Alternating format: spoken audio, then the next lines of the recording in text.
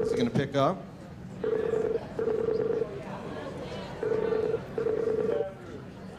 Don't worry, I talked to him right before this.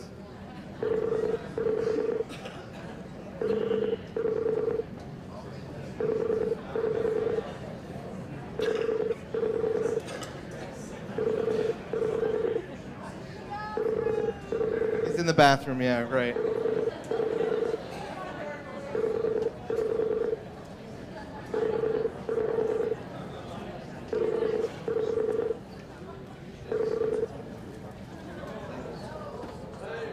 Say hello.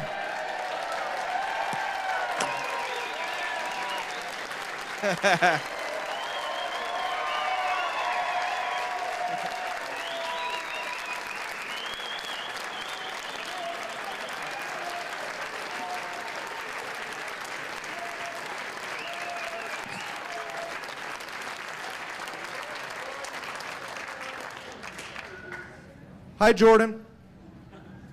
Hi there. You hear me? We sure can. What are you in, a sandwich? About time. Huh? So anyway, where are we? What are we doing? Ladies and gentlemen, Jordan Maxwell.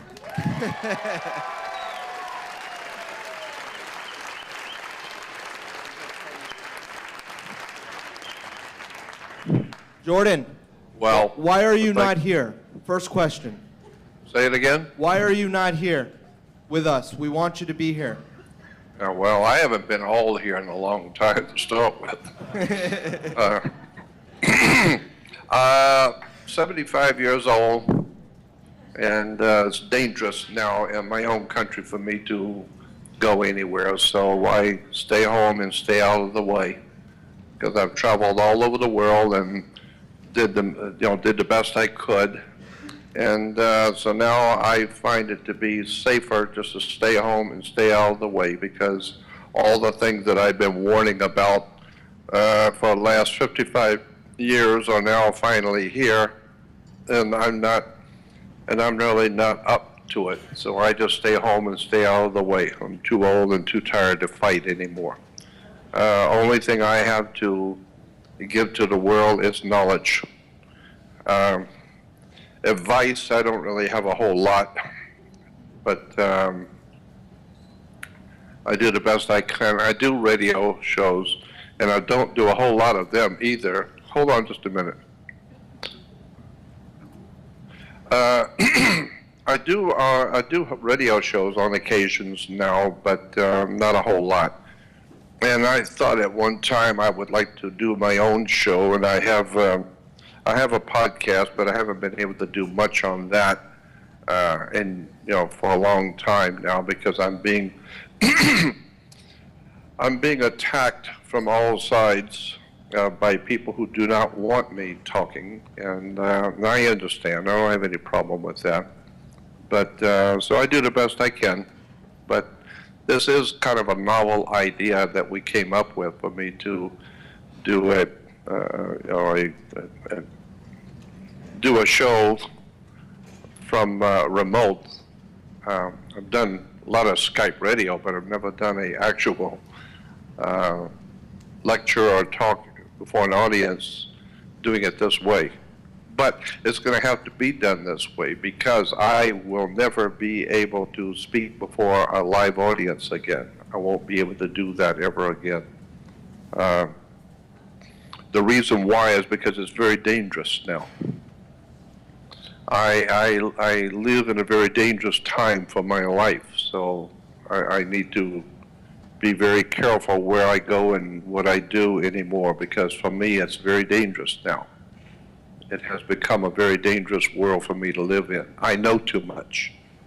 And when you know too much, you can cause yourself trouble by talking too much. So, well, Jordan, anyway, we're glad you're here in this capacity, brother. Let's get into the gist and the bulk of your conversation today, if you will. I know you have some stuff prepared. I know you have some research that you really want to clue us into. Let's just get right into it. Well, again, you'll have to appreciate the fact that I am under pressure as to what I can say in public anymore. Used to, many years ago, I could talk very freely, but not anymore. So the question has come up a long time ago in my mind. How important is it to tell people the truth? Excuse me. Think about that. How important is it to tell people the truth? And the reason I bring that up is because today, as I said, it's become very, very difficult to tell people the truth because, first of all, most people don't want to know the truth, and most people can't handle the truth, like the movie, you know. And so all I can say, and all I would like for the audience to know, I don't care how you accept what I say. I don't care even if you do accept what I say. I don't care how you feel about what I say. That's one of the nice things about being 75 years old. I just will tell you what I think, whether it offends you or not. But I feel that people are not interested in knowing the truth about much of anything until trouble comes. And when trouble comes, now people want to have answers. But that's not the way it works in life. You know, you have to prepare yourself for what the future holds. And so, but what I would say, the bottom line on this is that everything we have been taught is just not true. America is the most well-informed, highly advanced, well-informed country in the world. The only problem is 99% of what we know is not true. You know, but we, but thank God we do have, one thing we got going for us is that we do have computers that can think for themselves, which is great because the people can't. So, and the whole nation can't think for itself. And so, you know, while we're very proud in America to say that we have the right to elect our leaders, the problem is you can't select your leaders. You can only elect. And so, break down the words. I mean, my God, we could talk for days on these different subjects I've talked about. Words. We humans, there have been books written about this. We humans are word controlled. We're controlled by words. And so we need to look at the etymology and the beginnings of ideas, concepts, and words, and where they come from, what these words mean. You know, my God, probably everybody in the audience has heard me talking about this subject. And so that's another thing I have to deal with, is I don't want to go over stuff that I've talked about that people have heard. But there are certain subjects which are very important, and I don't mind repeating them because they're so important. And words are very important to how we respond to each other, how we respond to government and banking and everything else. So I've just suggested that people should be aware that the whole world is being misled with words and terms. And so I don't know where to go with this because I don't want to sound like a grumpy old man, though that's what I am. It's too late. But I don't want to sound despondent, but that I am, because I realize and I know that the people are hurting around the world. But, you know, I came across some interesting ideas and interesting concepts that I wanted to share with you. Machiavelli, in his book, Chapter 3 of The Prince, Machiavelli made an interesting comment, and I'm paraphrasing this. It's not from the book. He said basically in any government, when fascist criminals begin to show themselves, the government, if it acts quickly and decisively, will be able to put down an end to this kind of activity. But if nothing is done to expose and stop this kind of treason against the people, then one day totalitarian corporate fascism is allowed to continue and grow, then human dignity and freedom will ultimately be lost forever. So I'm breaking all of this down.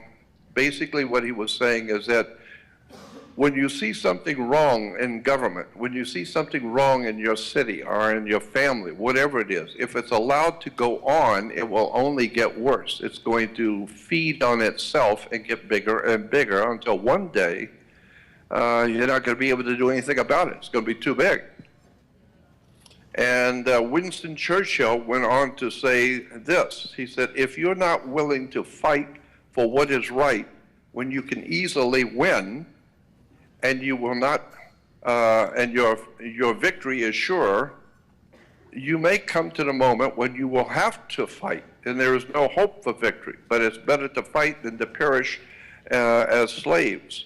So basically what I'm saying is that most people want to know the truth about what they want to know. They don't want to know the whole truth.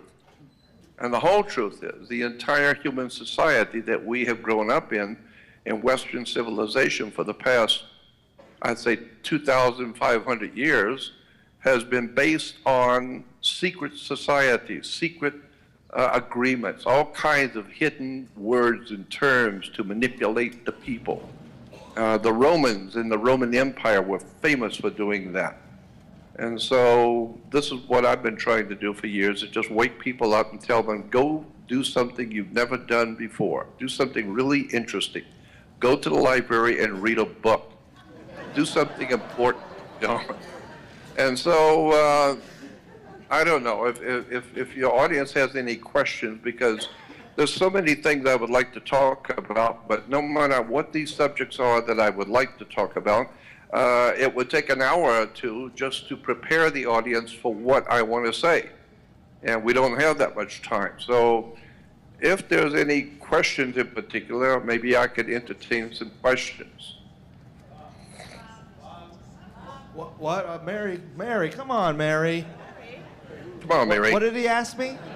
Questions? Yeah, start forming a line right by Kyle, the sound guy. Jordan, how was your sandwich? That's my first question. Say it again? No, okay. All right. Hi, Jordan. I have a question. I was wondering, how did you go from being a Catholic to being a Jehovah's Witness? How did you get involved with the Jehovah's Witness? You need to say that again, because... How did you go from being Catholic to being a Jehovah's Witness? How did you get involved with the Jehovah's Witness Church? So Jordan, I've asked you this before. There's a lot of people out there that want to know your involvement with the Jehovah's Witness Church. You've told me you are not involved or haven't been involved with the Jehovah's Witness. Can you settle that for us today? After you take a nice drink of water. This is Marco Rubio, not Jordan Maxwell, by the way. All right. And you're sure it's water? Excuse me. Anyway. I'll drink to that. Yeah, let me tell you something about Jehovah's Witnesses, because I was a Jehovah's Witness for many years. I have always said, and a lot of people have heard me saying, that I am not the world's foremost authority on anything, because I know how much I don't know. But if I were to claim that I was better informed on any subject than a lot of people, and that would be Jehovah's Witnesses. Because I've done a lot of work with Jehovah's Witnesses. I know a lot about them.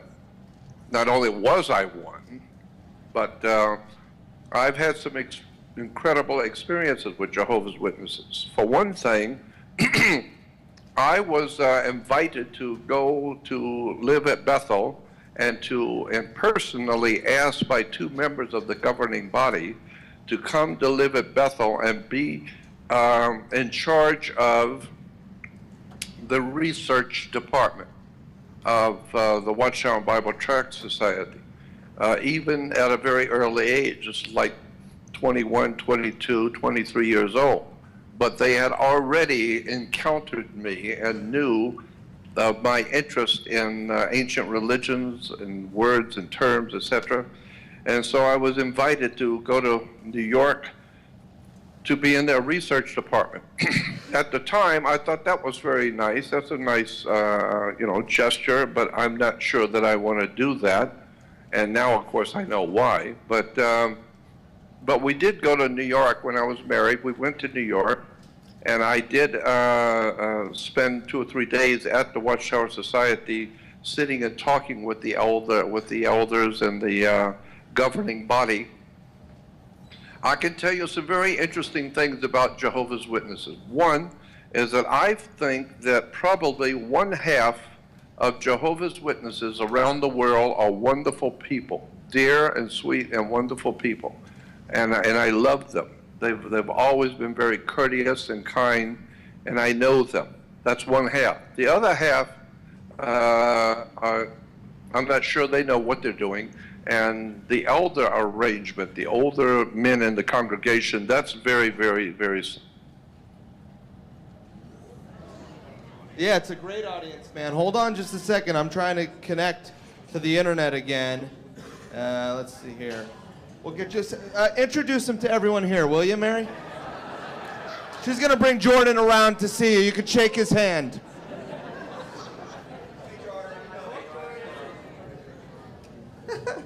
Great. Please, please, too many cooks in the kitchen.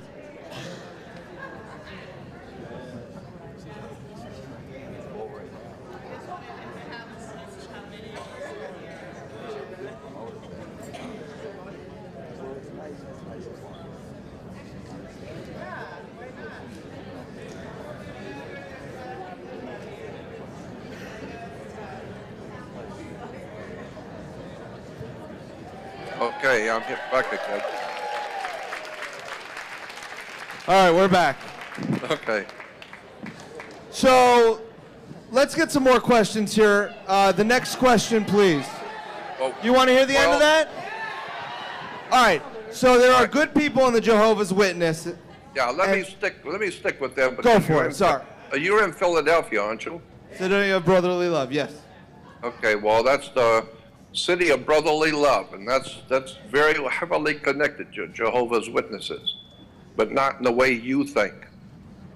First of all, the city of brotherly love, it does not have anything to do with people loving themselves. No, brotherly love in that context is talking about a Masonic order, Freemasons, that call brothers, and this is why in Jehovah's Witnesses, the men are called brothers. It's because it's a Masonic organization. It's a quasi-Masonic organization. So when you talk about the city of brotherly love, you need to go back and here's something that everybody needs to do. It's for free, and you better do it now while it's free.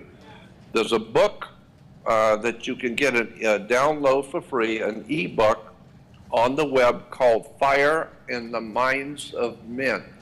Fire in the Minds of Men. And if you go on the web to fireinthemindsofmen.pdf, it will pop up automatically and it will download very quickly, automatically. It's an extraordinarily important book that you really have to have because it explains the world in which you are now living in America and around the world, what's actually going on. Let me tell you something about this book. The author is James Billington, Billington, Billington. And James Billington today is the chief librarian for the Library of Congress. So you don't get any better than that. He has a whole chain of PhDs and doctorates from all over the world. The guy is an incredibly brilliant writer and a historian. But what he has done And this book, which is a free download, all you got to do is go to the web and type it in, Fire in the Minds of Men, and it'll download, and it will amaze you what's in this book. He explains how the world works and goes back to 300 to 400 years ago, all the secret societies, fraternal orders, all of the backroom deals that have been made around the world, and how the government is put together, how the religions, Jehovah's Witnesses, the Mormons, Seventh-day Adventists, Worldwide Church of God, Christadelphians, all of these American quasi-Masonic religions that have been developed based on the British Israel World Federation out of London, and the connections with MI5, MI6 to all of these major religions like Mormons and Seventh-day Adventists, as I said, and especially Jehovah's Witnesses. So if you want to understand how this stuff works in religion, you need to get the book Fire in the Minds of Men, because he has broken down all of this dark secret stuff and put it in such plain English anyone can understand it. It's an extraordinary book, and I don't know how in the world that he was able to get this thing published, because it is really an expose on religion and government in the past 400 to 500 years, and how we are, what we are today, where we are, where we're going. So it's an extraordinary story. Next question, please. Yes. Say it again. Hold on one second, Jordan. Here we go. Yep. Hi, Jordan. I totally respect you, and you have been part of my awakening process, if not the primary principle behind it. My question is, in your years of research, are there any countries left that are not under the thumb of the controlling class? So how about that? What countries are left in this new world order? What countries are left? Yeah, which ones are not under the controlling thumb, if any? I would say none. I would say none. I would say every country in the world is too far gone. It's way too far gone. So don't think about where you can go to get away from world tyranny. Ain't gonna happen. It's already here, and it's all locked in. It's been here since 1878. Yeah, 1878, 1879. And by now, it's all over the world. There's nothing we can do, nothing we can do. Now, I know that people don't want to hear that, but I might as well tell you the truth. I'm like an old grandfather that I guess needs to tell the kids the truth, is that there is no way out of this new world order. Why? Because it's been going on since 1878. It was actually started back in 1848 with Karl Marx and a group of people in England called the League of Just Men. It's a long story, and a lot of it is in that book I just told you about that you need to get. Get it and read it. But there is no country in the world today that is not under the heel of the New World Order. But there's something you need to know about the New World Order. It's not political as such. It has political connections, but it actually has to do with something far, far more ancient, far more deeper, and it has to do with spiritual connections. We're talking about demonic stuff. We're talking about ancient occult religions connecting humans to extraterrestrial or other world entities. Every religion on the face of the earth, even Buddhism and all of the spiritual practices, all will admit that there is some sort of a spiritual presence on the earth. Christians call them demons, devils, and ghosts. We call them poltergeists, sons of God, spirits, ghosts, whatever you want to call that world that we can't see but is as real as we are. That world has been manipulating and exploiting our human ignorance and stupidity for thousands of years. And that spiritual world, is now in total control of the earth.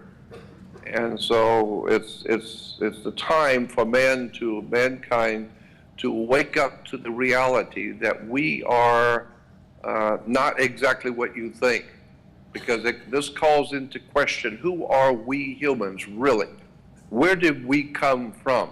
And what is this story going on behind our backs about other world intelligences that we can't see? And if you don't believe things like this exist, go down to Haiti and watch the shaman priests. Go to Brazil, go to South America, Central America, and watch the shaman priests and what they can do. I've seen incredible stuff, which implies that there is a spiritual dynamics and a spiritual presence on the earth that causes mankind to go the way it wants them to go. And most people are so arrogant, proud and arrogant and self-assuming that they have no time to look at anything like this. It's all a bunch of malarkey. Well, in point of fact, it's not. And the people who are running this planet today are heavily involved in the dark side. Sure. So, and I think we're all probably waking up to that by now. So it's a spiritual problem we've got. Absolutely. Next question, please. Thank you. Hello, Mr. Maxwell. Big fan for a long time, and one of the things that I've always really paid attention when you speak is specifically about courts, and when you talk about, you know, the justice system and the legal system and whatnot. And I've been studying myself for a long time, and you said something earlier that really struck a chord. I'm not sure so much if this is a question more than a comment, but you said, you know, you're at this point you're too old to fight, but you mentioned what Machiavelli said and talked about how if we don't fight for the little things and we let it keep going, it eventually gets out of control and it becomes the way it is. And the first thing that came to mind was municipal courts, for instance. You know, we walk around as these slaves and we're subject to these rules and regulations that are pretty arbitrary and most of the time senseless and ridiculous. And under the threat of deadly force, we're forced to comply and consent whether we like to or not. And so I've recently kind of put some of the things I've learned from you and many other people into action in my own life, and I have the idea that together as a people we can nullify municipal courts, because I see that as one of the biggest obstacles to the human existence and the human condition. So I kind of just want to get your take and your feedback on that. I'll just tell you very quickly. What I did recently was I got pulled over for making a left, for going through a stop sign on my bicycle, a pedal bicycle. And this asshole cop wound up giving me a ticket after I pulled the whole thing like I'm not going to identify myself, this is ridiculous. And I was very respectful. And so I took some people to court with me. And I think Bob might have seen the video. Yeah, but you got to bottom line this, but yeah. So basically, yeah. That's what I wanted to get your take on. That is, if we as a people together kind of put some of that stuff into practice and stand up in these courts and tell them we're no longer going to take their shit. Like, is that going to work? Can we stand up? Well, you'll have to translate that for me because I wasn't hearing too much of it. The courts, taking things to the courts and standing up in that Oh yeah, okay, yeah. capacity. That's one hell of a subject. For myself, I've been talking about this idea of the courts and the whole judicial system for many, many years. I would suggest that right now, at this particular time in America's history, that if you get a parking ticket, just pay it. If you get some kind of a little infraction, just pay it. Don't fight anything in court. That's just my opinion. But I would not fight anything in a court anywhere. If a situation is big enough that it's fighting for itself, like my lawsuit, I have a huge lawsuit going on right now with 3 different attorneys defending me. But I would not myself bring anything to a court ever again. So, and the reason why is because the world has changed. Since 9/11, all laws have been changed. That was one of the major reasons why 9/11 had to happen. It had to happen because all the laws needed to be changed for the new world order. All the laws needed to be changed. So after 9/11, nothing works the way it did before, and of course, even before it was terrible. But now for sure, after 9/11, I would not even walk into a court. I would have nothing to do with it because it is too far gone. And so unless you were Donald Trump and can pay a lot of money to a lot of people, you know, lawyers to fight for you, I've said so many times, a court is like playing basketball on a court, playing tennis on a court. How do you play tennis on a court? You play with a racket. So the idea being is that I would not have anything to do with courts anymore. So if you get in trouble, just pay the fine and leave it. Okay, great. Because you're just asking for trouble. Great. Next question, please. Jordan, we'd all like to thank you for what you do. Quick question. For a group of people like us gathered here, what is the use or function of belief? What is the use or function of a belief, Jordan?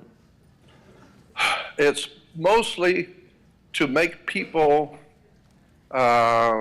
feel secure in themselves, because we humans have to, beliefs basically, especially religious beliefs.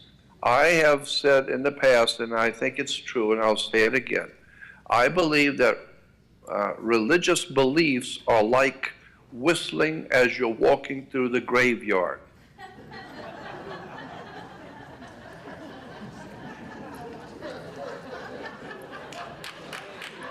Next question, please.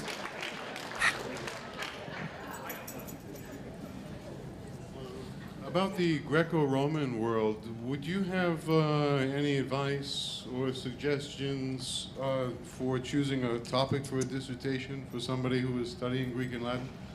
Or, For somebody who's studying Greek or Latin, would you have advice for them on a dissertation? Latin is very important. Both Greek and Latin are very important. No, I just think it's a very good idea to know both Greek and Latin, especially Latin, because all law, all government, all of our systems of religion, government, banking, the whole system is based on Latin. And but when you talk about Latin, Latin was the name for the planet Saturn. Thousands of years ago, the planet Saturn was called Latin. That's a very interesting, that's a whole story in itself about the planet Saturn and how it dominates our everyday world, and how Latin is the basis for so much of our institutional education and laws and banking and everything else. So Latin is very important. Next question, please. Yes, Jordan, you have said before that people have come to you and said things like, we're going to murder you if you don't shut up. Is that understood? And I hate to bring this up and all, but you say you live in fear and all that, but I have spoken to people that have like blown the whistle on things and exposed corruption and such, and they haven't been threatened. And I ask them why. And they say, well, because I make it clear to the powers that be that I'm not going to give in, and I basically tell them, I don't care how much you threaten me, I'm not going to shut up, you're going to have to kill me at all to make me shut up. So would it be fair to assume that if you and all the other people who have gotten threatened were to actually make it clear, listen, I'm not going to shut up, you're not going to stop me, and I'm going to fight you to the death, they're not going to threaten us anymore? Jordan, are you suicidal?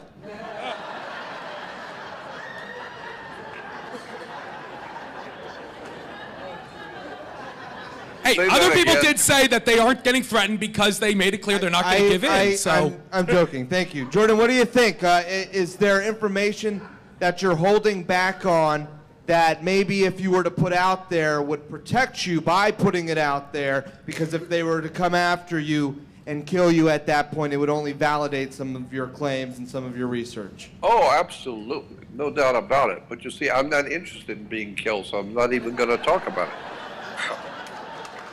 Okay, fair enough. Next question, please. Yeah, Jordan, can you tell us what the status is with Joe Dolezal, if you resolve that, and where can we get the real Jordan Maxwell material online? All right, so people want to know your website was stolen, they were usurping your name, you're in the lawsuits, kind of just real briefly bring us up to speed with that. Yeah, I was 70 years old, and I lost my my webmaster was a real criminal, and so I finally got rid of him. It took a long time, but I finally got rid of him. And so but now I'm 70 years old. I don't know anything about the technology of today. I just do what I do. And so a young man comes along and comes to visit me, and he sees that I'm living in one room with nothing. And I tell him about my situation with my website being stolen, and I finally got it back. So he said, "Oh my God," he said, "I just love what you're doing. Let me help you. I'll take care of it for you." So I needed somebody. 70 years old, I don't know anything about the technology. So I said, "Okay, would you help me, and I'll give you 50% of the gross of any money that I make on my work. I'll give you 50% of the gross if you'll just help me." "Oh, absolutely, no problem at all. I'll take care of that." And so in order for him to be my webmaster, I had to give him the username and the password. Well, I've discovered that when you do that, you have just might as well put a gun to your head, because you've now given the secret to your website, to your bank account, to your email, to everything you have worked for. You just gave it to somebody you don't know who came in off the street. Then I found out, after giving him the codes to my website, he went in quietly behind my back, 70 years old, I didn't know, and changed the ownership of my website to himself. And then he redirected my bank account to his bank account. Then he redirected my emails to himself. So that now he, for the past 5 years, has made every dime, every nickel comes to my website, goes to his private bank account. Every private email coming to me from all over the world for 5 years has gone directly to him.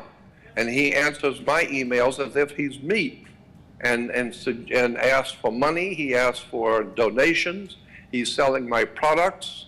And so he's stolen everything. He's copyrighted Jordan, all of my work. So the bottom line on this is very simple.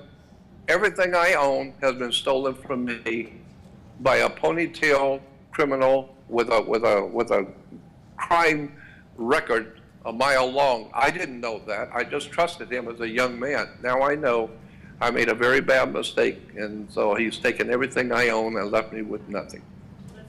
And they want to know this criminal's name. Oh, Joseph Joe Dolezal, Dolezal. Dolezal. He just got more publicity than I think he needed, but okay.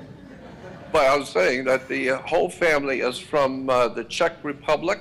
I looked into it. Yeah. Yeah, and so And he's got a they are son or criminals. something, or they got the father. They're all criminals. I looked into it. Yeah. Yeah. So, and so I've found out now that there's nothing I can do about it, because the courts tell me, they say, look it, did you give him the username and the password? Yes, I did. Sorry, that's it. You've lost. Awesome. Well, not so awesome. Next question, please. Next question, please. All right, Jordan. I recently heard you on another podcast, and you mentioned for people to look up the word capital and how their heads will be blown away by what they find, like capital as in capitalism, capitalists, all these people that still think that a different way of money is the way to go. Can you hint at what you were referring to with people looking into capital? Break down the word capital for us, please, Jordan. Well, there are two ways of spelling capital. So what are you asking? Well, when we heard capital capital of as the in country. money, C-A-P-I-T-O-L. Did I spell that right? I hope so. Did I spell it wrong? Yeah, there's capital in relation to money, and there's capital in relation to the head of a government. Yeah. So what about it? What do you want to know about the word capital? Well, what's the background of the word? I guess he heard your podcast, and you mentioned that the true meaning of it is mind-boggling. Oh, yeah. Well, I mean, the whole subject is mind-boggling, because you are capital. You yourself. You know, most people don't realize the way commerce works in the world. And I know you probably have heard it all, but there's a lot of people who haven't. And so you are, by law right now, every single person in this country is a corporation. It's a company.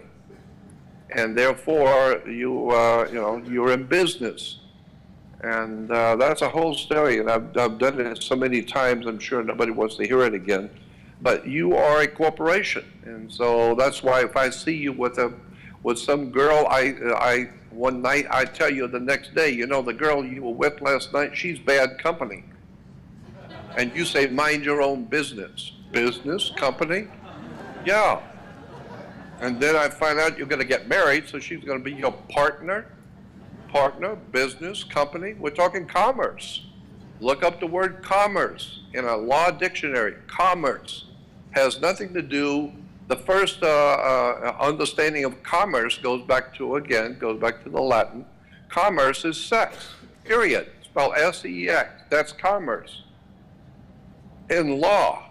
And so that's why you opening up a whole can of worms when you get into banking and commerce and marriage. You know, a marriage is simply two corporations doing business together. Of course, it's none of my business, but it's business. And if your business does not work out, you know, a lot of times businesses get together and they don't work out. Well, if it don't work out, your business with the woman you're married, well, that's your business, not my business. But you're not going to go to God. You're going to go to court and bring your money and your house and your car. It has nothing to do with God, nothing to do with love. We're talking business. So once you understand that everything you do is commerce, did you know, for instance, that all laws, all crime, I should say, petty crime, federal crime, state crimes, commercial crimes, it doesn't matter. If it's a crime of any kind, it's called by law commerce. It's a business.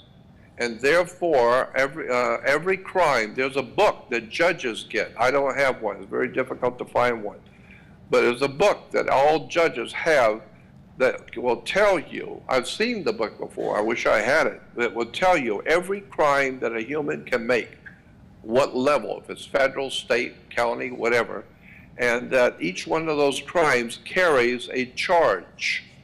This is why you're going into court and you're going to be charged with something. Well, that's what you do with a credit card. You charge something with a credit card, and therefore you got to pay. Well, that's right. You got to pay your debt to society.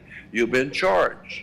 And so every crime is, in fact of law, is commerce. It's a business, and you can buy it. You can buy your way out of it.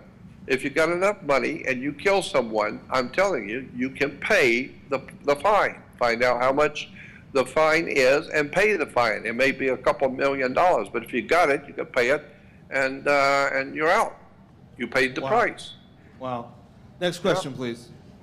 Would you be able to share with us some etymological resources so we can understand words better? Did you catch that? Say it again. Etymological resources. Understanding. Oh yeah. Well, there's actually 2 or 3 really nice ones on the web. Just put in etymology on the web, and it pops up etymology dictionaries. There's 3 or 4 very good ones out there, very, very well done, that breaks down all kinds of words. But what I think you're looking for is the occult or hidden etymology of words that I talk about. The hidden or occult use of words. That's a little different. That's the kind of thing you have to find out the hard way. I've been on that track, following the hidden implications of legal words and all that kind of thing. That's a little different.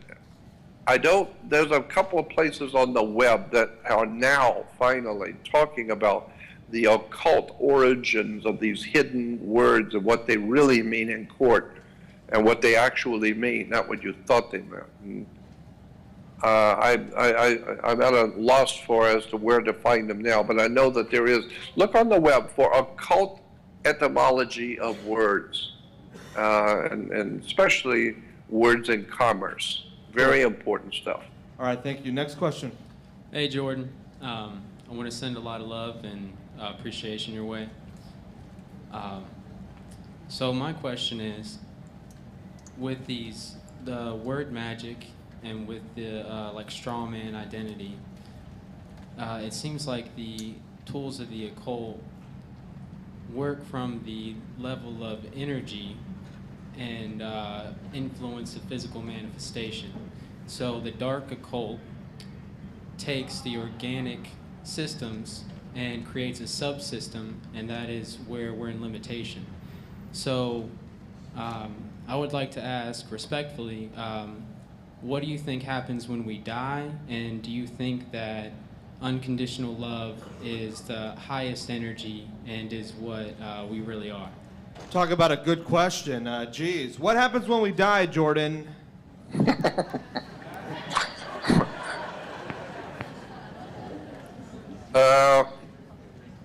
I'm not really sure because I haven't done it before. So you don't believe in reincarnation, obviously. What I about didn't say that. Oh, No, okay. you said that. You I haven't done didn't it- say that. I tend to think that there is something to this idea of reincarnation. Now, let me explain something to you about reincarnation. There are two different schools of thought concerning reincarnation.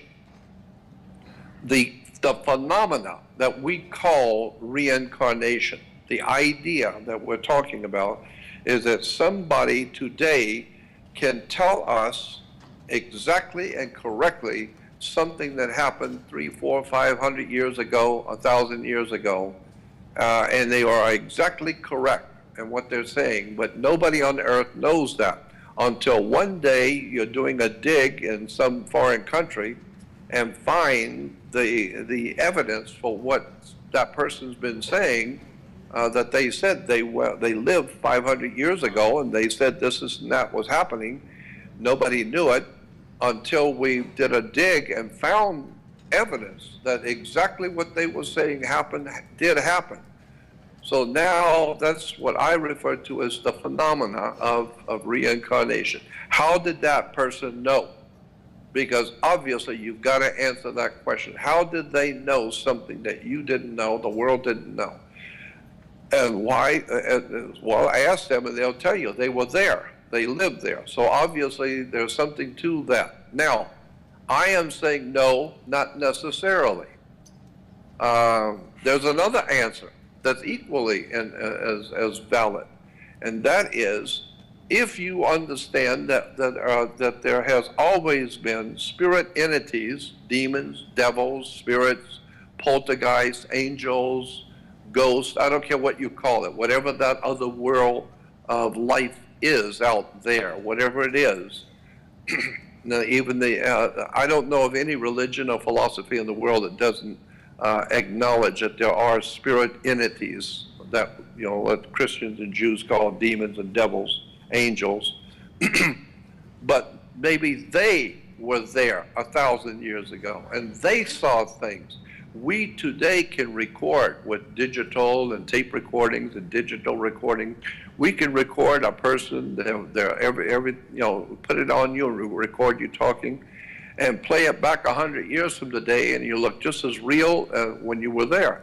So I'm saying that if we can record digitally perfectly everything you say and do, the look on your face, etc., and play it back 100 years, who is to say that there are not spirit entities,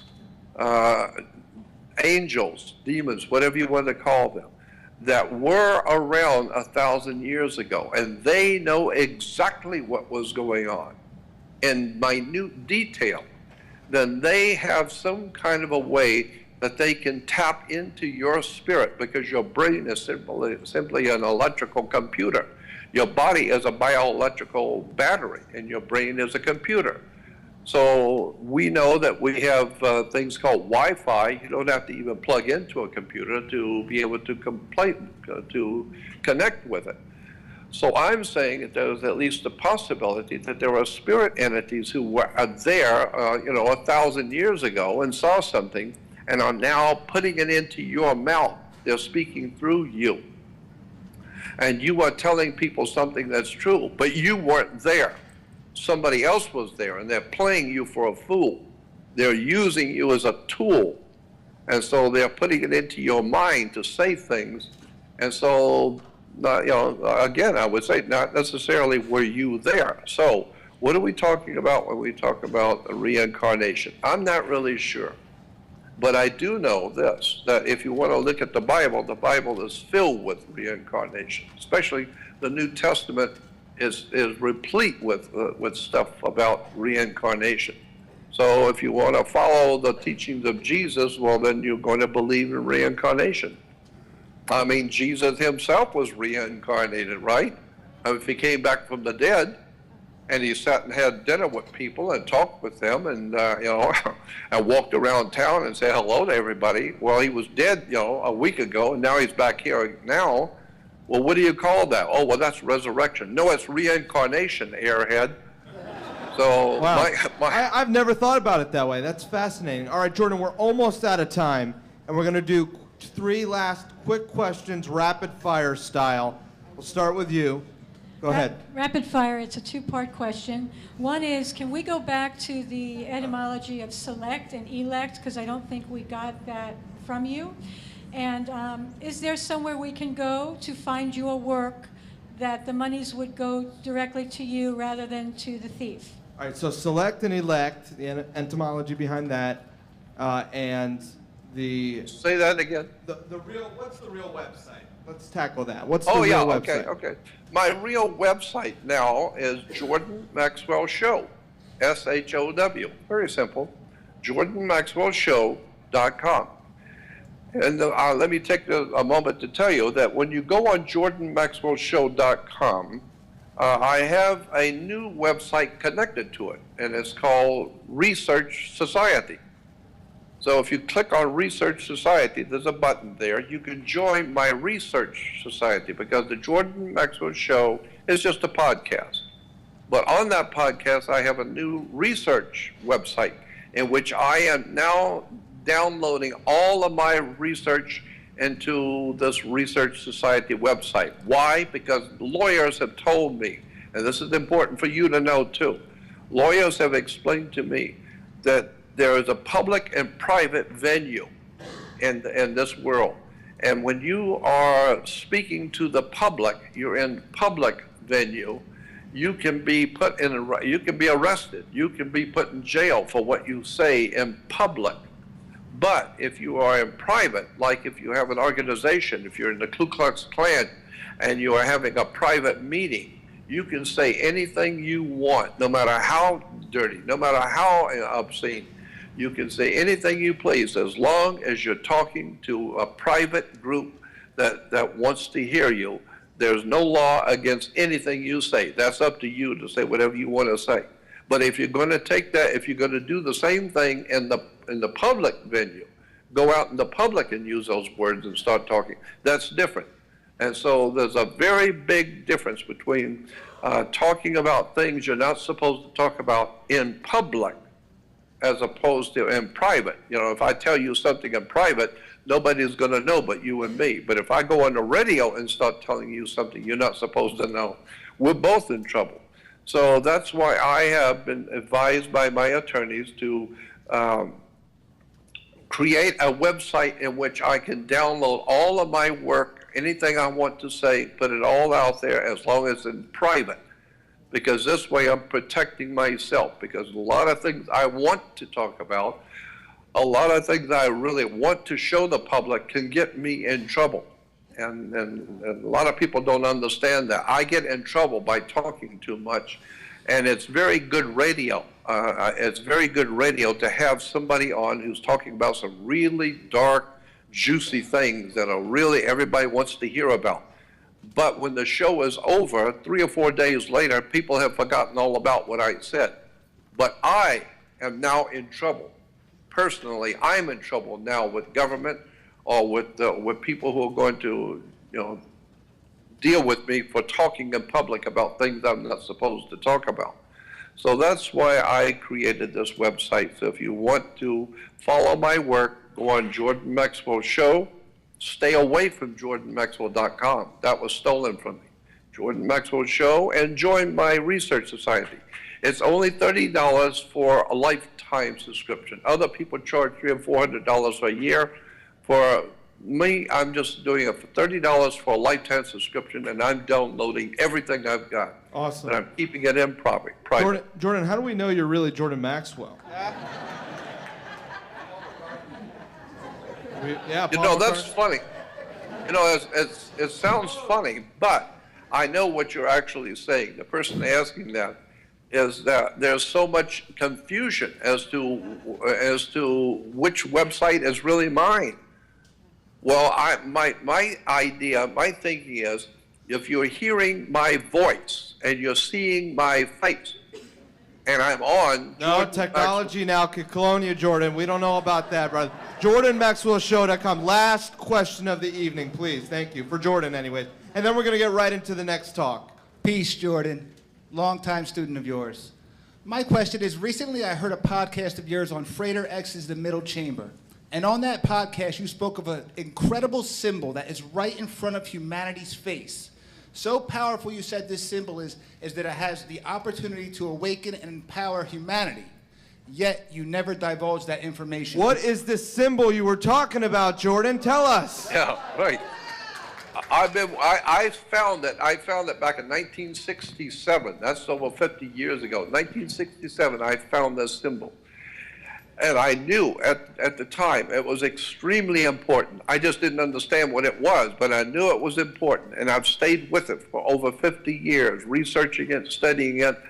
And I talked with Alex Jones a couple of times about it on the Alex Jones Show, and he even talked about coming to see me in Los Angeles and helping me to put together a presentation on that. Well, I've got the presentation in my computer. I've been working on it for 50 years. I've got it done. It's just that it's taking so long because I don't have the funds to do anything with. The kids stole my money, so I don't have the funds to do it right. Hopefully, I'll be able to put it together and make it available as a video on my website. So just keep checking with JordanMaxwellShow.com. And as soon as it's ready. No. What's the symbol? That's a trade secret. Why would I tell you? Because this is going to be an extraordinary revelation when you see it. All right, we're on the edge of our seats. Ladies and gentlemen, please say thank you to Jordan Maxwell.